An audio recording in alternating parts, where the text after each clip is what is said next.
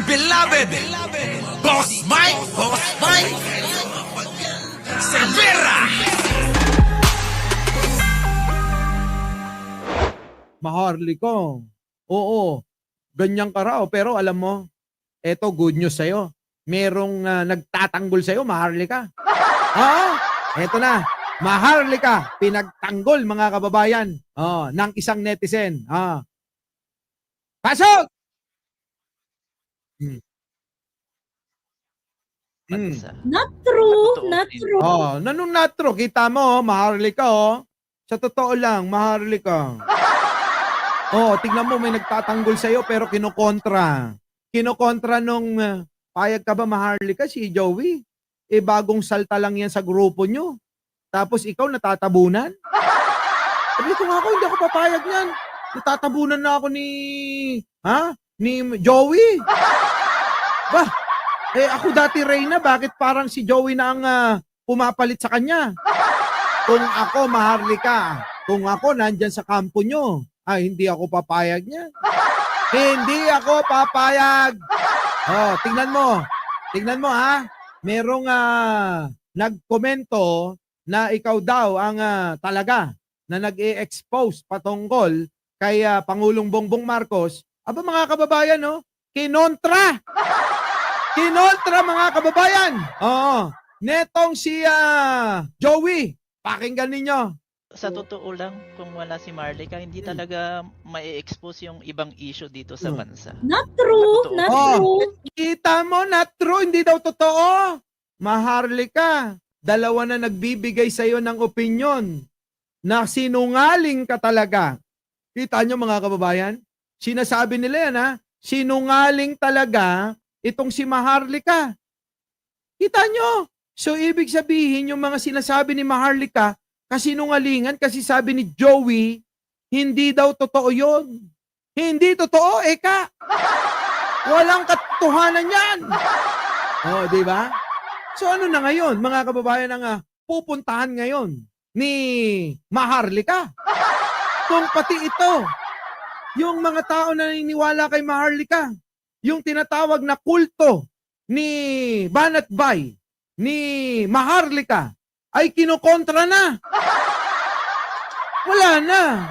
Away na to. Bugbogan na to kung ako. Kaya Joey, kung ako naman sa'yo, payo ko lang huwag kang magpadala sa mga nagko-comment na ganyan. Dapat yan boljakin mo. Dapat yan, sabihin mo, ako na ang reyna. Wala na si Maharlika. Si Maharlika na expose na ng mga BBM vlogger. Kaya wala na yan. Huwag nyo nang pakinggan. Yung kanyang kasinungalingan, na-debunk na nila yan. Kamo. Kaya ako na lang ngayon, ang reyna. Di ba? Di ba? Pasok. Pakinggan ninyo.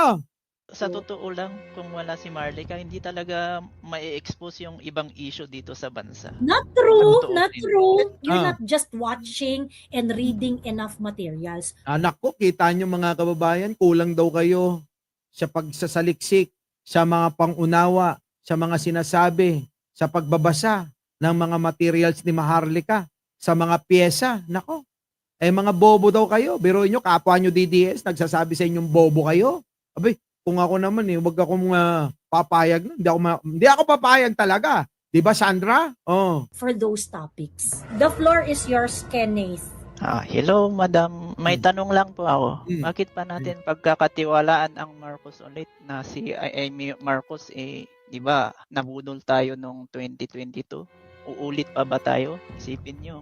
Nangyari nung 2022, nabudol tayo dahil sa unit team niya, di ba? Sagot, Joey. Nako na, si Joey biglang nabigla. Sabi ni Joey, nako, oo nga naman, nabudol na tayo ng mga Marcos noon magpapabudol pa ba tayo sa isang Marcos? Syempre, mga kababayan, grupo ng Alpotera tong mga ito. Papayag ba kayo na sabihing nabudol kayo? Syempre, Joey, may maiisip na dahilan yan. Joey, tirahin mo. And I have another question, ma'am. Sige, wait muna dun sa ano. Wait muna, isa-isa lang ang tanong. Sumusobra ka naman, natataranta na nga si Joey kung paano sasagutin yung tanong mo. Mayroon ka na naman follow-up question.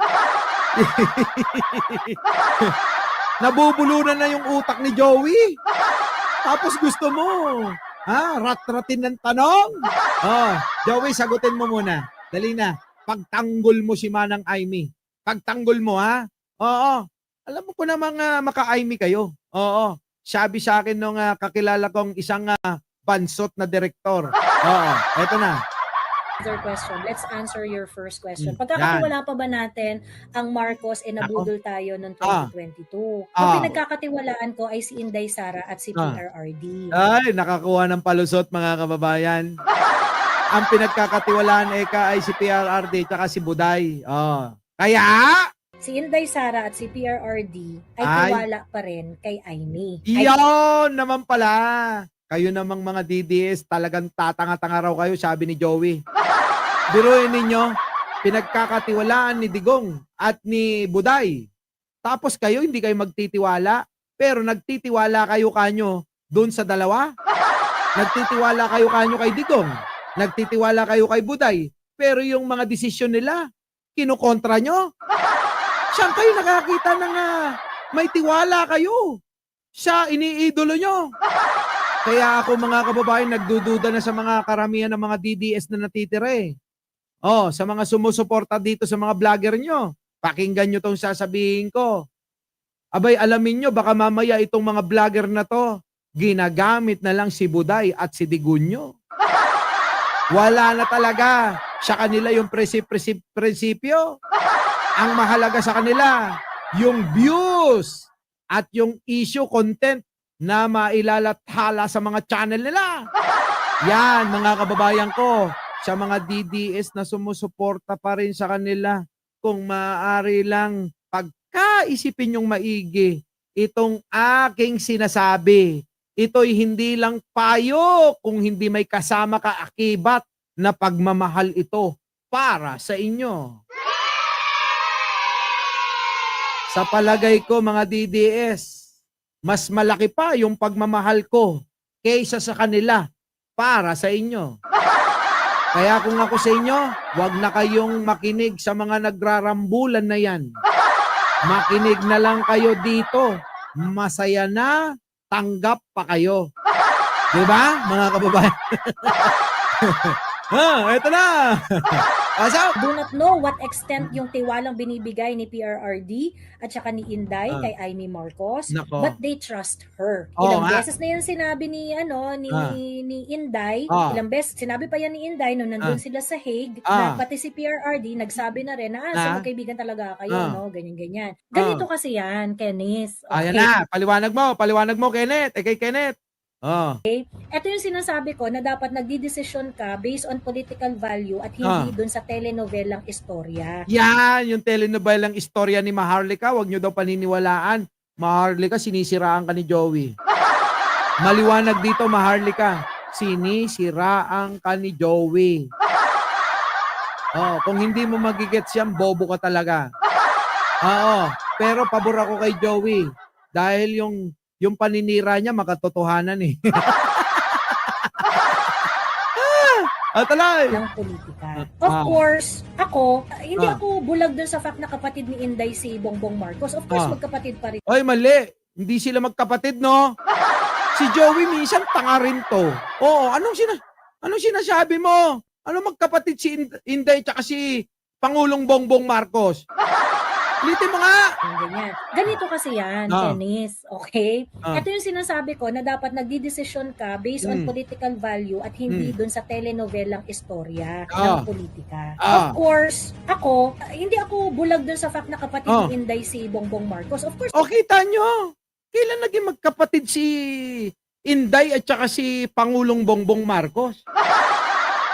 Uy, Joey, liwanagin mo yan. Tatanga-tanga yung mga DDS na yan. Baka mamaya, maging issue pa yan. Di po ba, mga kababayan ko? Kailan pa naging magkapatid si Inday tsaka si Pangulong Bongbong Marcos? Mga DDS, eto Kita nyo naman, sabi ko sa inyo, niloloko kayo ng mga yan. Oo, ako lang magiging tapat sa inyo. Hindi ho kailanman naging magkapatid si Inday at saka si Pangulong Bongbong Marcos. Si Inday ay anak ni Digong at ni Elizabeth. Si Pangulong Bongbong, anak ni Pangulong Ferdinand Marcos Sr. na bayani namin at ni Madam Imelda Marcos na sobrang ganda. Oo, na maraming nagawang proyekto. Yon. Di ba? Oh, kapatid ba yun? Huwag niyong baguhin ang kwento. Oh, binabago niyo yung kwento eh. Di ba ba? Hindi totoo. Binabago nila yung kwento eh. Tignan nyo, mga kababayan. Oh. Based on political value at hindi dun sa telenovelang istorya ng politika. Of course, hindi ako bulag dun sa fact na kapatid ni Inday si Bongbong Marcos. Of course. Kita nyo? Diba? Oh, narinig ninyo? Narinig nyo? Oh, mga DDS, itatama ko lang yung vlog. Huwag niyong paniniwalaan. Lalong-lalo kayo. Ang hilig nyo maniwala sa fake news nila. Sinabi sa inyo, nakauwi na si Digong. Anong ginawa nyo? Diba? Oo, mga kababayan.